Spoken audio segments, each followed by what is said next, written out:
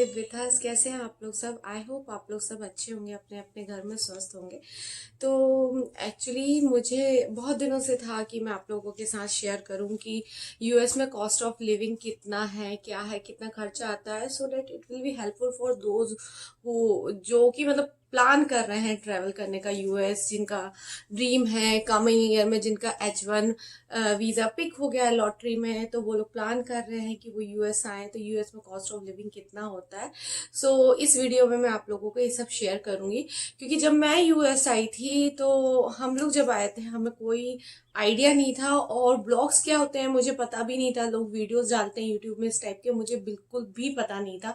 And जब मैं US I तब मुझे पता चला कि ब्लॉग्स वगैरह होते हैं जिसके थ्रू हम लोग हमें को इन्फॉर्मेशन मिल सकती है कि कितना कॉस्ट ऑफ लिविंग होता है। क्योंकि अगर मैं गूगल पे सर्च करने जाऊं अगर ये चीज, तो मेरे को एक रफ आइडिया मिल जाता है, बट जो यहाँ रहता है और जो एक्सपीरियंस करता है उससे प्रॉपर और एक बहुत अच्छे से आइडिया मिल जाएगा। तो हम लोग उस हिसाब का माइंडसेट बनाकर हम ट्रैवल करें, हम आए यहाँ पर, सो डैट सबके लिए हेल्पफुल हो। इसलिए मैंने सोचा कि मैं इस पे एक ब्लॉग बनाऊं। तो मेरे हस्बैंड ने मुझे हेल्प करी है इस बुक में। उन्होंने पूरा डिटेल लिखा है हम लोगों का जो मंथली कॉस्ट ऑफ लिविंग होता है यूएस में, और इंडिया हम ट्रेवल करते हैं तो कितना कॉस्ट आता है। तो as I will cover everything in this video, so let's get started.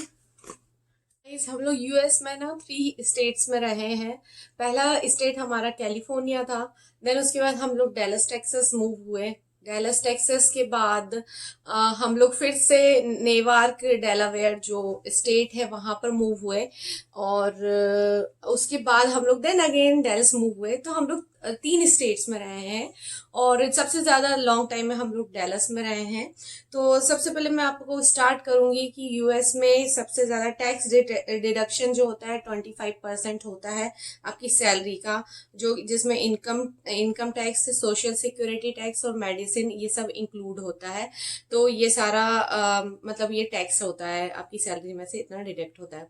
उसके बाद अब मैं आपको बताऊंगी इंडिया आने जाने में एवरेज खर्चा कितना होता है। एवरेज इसलिए बोल रही हूँ मैं क्योंकि हम लोग ने कई बार इतने से लेकर इतने बहुत हाई हाई तक टिकट बुक किए हैं।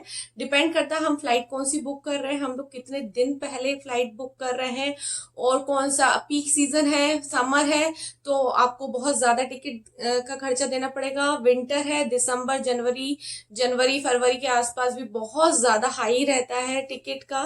तो मैं आपको अप्रोक्सीमेटली बताऊंगी एवरेज जो हम लोगों का खर्चा होता है, और जो कि $1000 पर पर्सन होता है, जो कि अभी अक्रॉस 75,000 रुपीज है। और ये वेरी करता है, जैसे मैंने बताया। अगर यही टिकट अभी मैंने ये 6 महीने पहले का अभी टिकट देखा कर बताया आप लोगों को ये। उसके बाद अगर हम लोग जनवरी में ट्रेवल किए हैं कभी इंडिया, हम लोग ट्रेवल किए हैं जनवरी फेब में ट्रेवल किए। जनवरी में तो 1 लाख समथिंग चला जाता है, दिसंबर जनवरी में। और अगर फेब में किए हैं तो थोड़ा कम हो जाता है, बट वही रहता है। इंडिया में दिवाली के आसपास का टिकट हाई हो जाता है, और यूएस में दिसंबर जो क्रिसमस हॉलीडेज होते हैं और समर में जो समर वेकेशंस होते हैं उसमें बहुत ज्यादा हाई टिकट्स होते हैं, हाई रेट्स होते हैं फ्लाइट्स के। और वो फ्लाइट के ये रहता है कि वेट गाइस, सॉरी, तो फ्लाइट के टिकट्स इतने ज्यादा हो जाते हैं कि आपको आप सोच भी नहीं सकते समर में ट्रेवल करना। बट हम लोग 2 बार समर में भी ट्रेवल किए हैं इंडिया, और एक बार विंटर में भी ट्रेवल किए हैं, बट हम लोग दिसंबर में ट्रेवल नहीं किए हैं इंडिया। और दिसंबर में यहाँ पर हॉलीडेज मिलते हैं 20-20 डेज के लोगों को, और मेरे हस्बैंड को तो नहीं मिलते हैं क्योंकि वो बैंक के एम्प्लॉय हैं, तो इसलिए उन्हें नहीं मिलता है। और और दूसरी दूसरी जगह जो नॉर्मल कंपनीज है उधर पर हॉलीडेज मिलते हैं, इसलिए यहाँ पर बहुत ज्यादा हाई हो जाते हैं। उसके बाद सबसे पहले मैं बताऊंगी, फर्स्ट स्टेट था हमारा कैलिफोर्निया, और कैलिफोर्निया में 1 BHK अपार्टमेंट का $2800 रेंट है, और 2 BHK अपार्टमेंट का $3400 रेंट है। तो ये कैलिफोर्निया डेलस में बहुत कम, इतना नहीं है, बट सैन होजे के हिसाब से रेट कम है अपार्टमेंट्स के, और जो हम लोग डेलावेयर में रहे उधर डेलस से भी कम है। तो डिपेंड करता है आप किस स्टेट में रह रहे हो, वो स्टेट वाइज आपको वो रहता है अपार्टमेंट के रेंट्स और एवरीथिंग वेरी करती रहती है।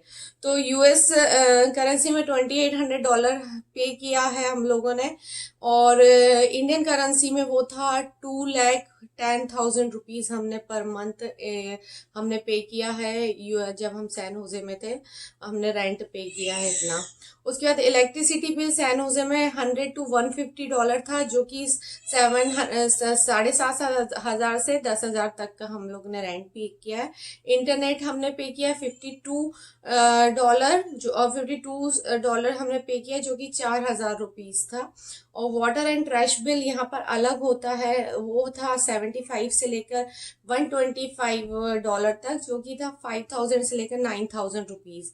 तो एक्स्ट्रा इनकम टैक्स भी लगता था सैन होजे में, कैलिफोर्निया में।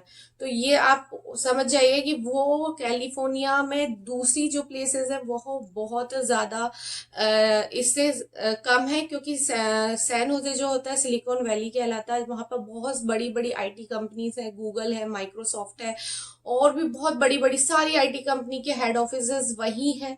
तो वहां पर ये हो जाता है कि वहां पर इस कारण से रेंट बहुत ज्यादा है सैन होजे कैलिफोर्निया।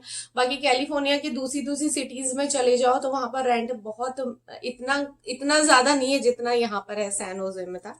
उसके बाद हम लोग डैलस मूव किए, तो डैलस का मैं आपको रेंट बता दूं, 1 BHK आपको $1,000 से लेकर $1,200 तक मिल जाएगा, और $900 की भी मिल जाएंगे, डिपेंड करता है आप किस टाइप की सोसाइटी में रहते हो। अगर आप थोड़े अच्छे सोसाइटी में रहना चाहते हो, गेटेड सोसाइटी में, तो वहां पर 1,000 से लेकर $2,000 तक, $1,200 तक 1 BHK अपार्टमेंट मिल जाएगा, जो कि इंडियन करेंसी में 75,000 रुपीज से लेकर 90,000 रुपीज रेंट होता है। और 2 BHK का 1,350 से $1,700 तक आपको मिल जाएगा रेंट अपार्टमेंट, जो कि इंडियन करेंसी में $94,000 से लेकर $1,30,000 तक होता है। तो अभी हमारा जो करंट रेंट है 94,000 से लेकर 1 लाख के बीच में वेरी करता है हमारा जो अभी अपार्टमेंट का रेंट है 2 BHK।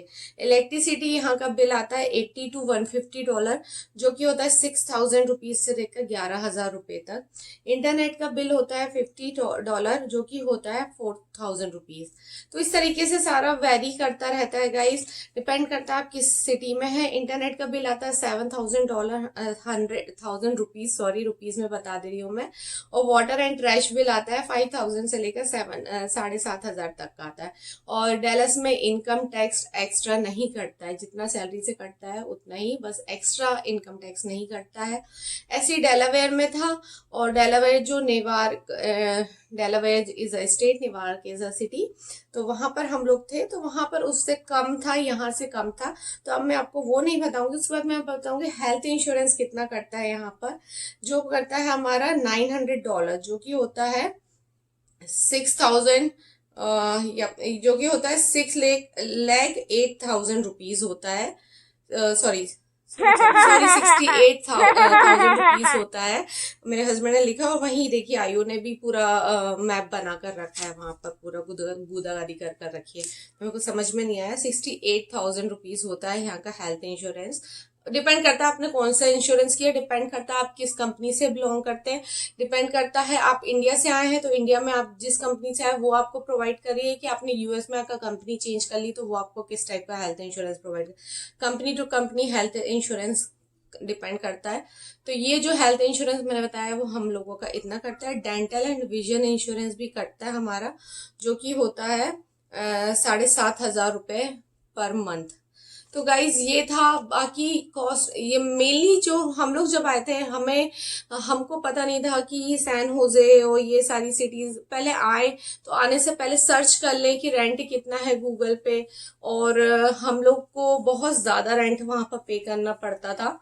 और डेलस में ठीक है, अच्छा है, इतना नहीं पे करना पड़ता है, बट हाँ 94,000 से लेकर 1 लाख तक वेरी हो जाता है, सब कुछ मिला मिलू के, इंटरनेट, ट्रैश, इलेक्ट्रिसिटी बिल सब मिला के वो 1 लाख तक आ जाता है पर मंथ का। ऊपर से इंडिया की इन साल में हम लोग जब से आए हैं एक ही साल घर नहीं गए थे, बाकी हर साल हम लोग घर इंडिया होकर आए हैं, तो उसमें हम लोगों का खर्चा हो गया है। और आयु की अलग से टिकट लगती है अब, पहले हम दोनों की लगती थी, अब आयु जटायु की भी टिकट लगती है। तो डिपेंड करता है कि आप कितने लोग ट्रैवल कर रहे हो, कब ट्रैवल कर रहे हो। बाकी रेस्टोरेंट वगैरह और जो ग्रॉसरी हम लोग लेकर आते हैं, तो ग्रॉसरी भी मंथली ग्रॉसरी अगर कैलकुलेट किया जाए तो 1 लाख समथिंग पहुंच जाता है मंथली ग्रॉसरी भी यहाँ पर। और इसी तरीके से हर चीज डिपेंड करता है कौन सा खर्चा आ रहा है, कौन सा नहीं आ रहा है। कार का इंश्योरेंस का भी बहुत अच्छा होता है। कार के इंश्योरेंस का भी $500 कुछ कट जाता है, मल्टीप्लाई बाय 70 कर लीजिएगा आप लोग। तो इस तरीके से और भी छोटे छोटे छोटे छोटे खर्चे होते हैं यहाँ पर। तो ये है कि हाँ, लाइफ यूएस में बहुत अच्छी है और इंडिया में भी लाइफ बहुत अच्छी है, हर जगह अच्छा है। बट लोग यहाँ पर इंडिया में जैसे हम हमारे अड़ोसी पड़ोसी सबको जानते हैं, यूएस में हम लोग नहीं जानते कौन हमारा नेबर है। हम लोग हमारे जो इंडियन फ्रेंड्स हैं उन्हीं को जानते हैं यहाँ पर। और अगर कोई होता, मेरे हस्बैंड के ऑफिस के कलीग्स है कुछ श्रीलंका के और कोई कहीं करके, तो वो उनको जानते हैं। मेरे हस्बैंड यहाँ कॉलोनी में रहते हैं। तो डिपेंड करता है कि आप कहाँ रह रहे हो, कैसे रह रहे हो। और नीट एंड क्लीनिंगनेस में बहुत अच्छा है यहाँ पर। और फॉर एग्जांपल किसी का एक्सीडेंट होता है रोड पे, तो तुरंत एम्बुलेंस, तुरंत फायर ब्रिगेड, एवरीथिंग आ जाती है 100 डायल करने पे। सॉरी, हाँ, डायल करने पे क्या था, जो भी रहता है वो डायल करने से, आज तक डायल नहीं किया है तो उधर उसमें डायल करने से आ जाती है। मैं यहाँ मेंशन कर दूंगी, भूल गई क्या था, हाँ, 911 डायल करने से यहाँ पर एम्बुलेंस, पुलिस सब आ जाती है। मेडिकल फैसिलिटीज बहुत अच्छी है यहाँ पर। और जो मेडिकल, फॉर एग्जांपल मैं अपनी प्रेगनेंसी के टाइम एडमिट हुई थी, तब जो डॉक्टर्स थे, नर्स थे, बहुत पोलाइट थे, बहुत अच्छे थे, बहुत अच्छे से उन्होंने कोऑपरेट किया। और यहाँ पर स्कूलिंग भी अलग टाइप की होती है, स्कूल का खर्चा तो फिर वो अलग ही डिफरेंट खर्चा हो जाता है। अभी हम लोगों का इसमें स्कूलिंग का भी खर्चा जुड़ता है, बट कोरोना वायरस के चक्कर में स्कूल्स वगैरह सब बंद हो गए, इसलिए अभी कोई स्कूल से रिलेटेड अभी कोई खर्चा नहीं है। अगर स्कूल का खर्चा बताऊंगी उसके लिए अलग ब्लॉग बनाऊंगी, क्योंकि एजुकेशन लेवल जैसे जैसे बढ़ता है यहाँ पर खर्चा वैसे वैसे बढ़ता जाता है यूएस में। और क्योंकि एजुकेशन यहाँ का बहुत अच्छा है, तो बस डिपेंड है, आप यहाँ जहाँ रहो वहां रहो, खुश रहो, तो आपके लिए सब कुछ आसपास सब खुशी खुशी का माहौल हो जाता है।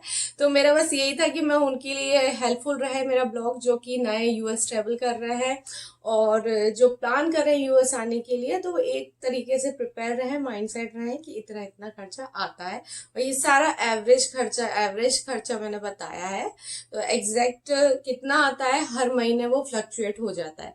तो बस यही था गाइज मेरा ब्लॉग। आपको कैसा लगा प्लीज कमेंट करके बताइएगा। धूप आ रही है मेरे चेहरे पे, अभी क्लाउडी हो रहा था मौसम और एकदम से धूप आने लगी। और मेरे चैनल को जो नए देख रहे हैं प्लीज सब्सक्राइब कर दें, लाइक कर दें और अपने फ्रेंड्स ग्रुप में शेयर कर दें। Thanks for watching guys, bye bye, take care, love you all.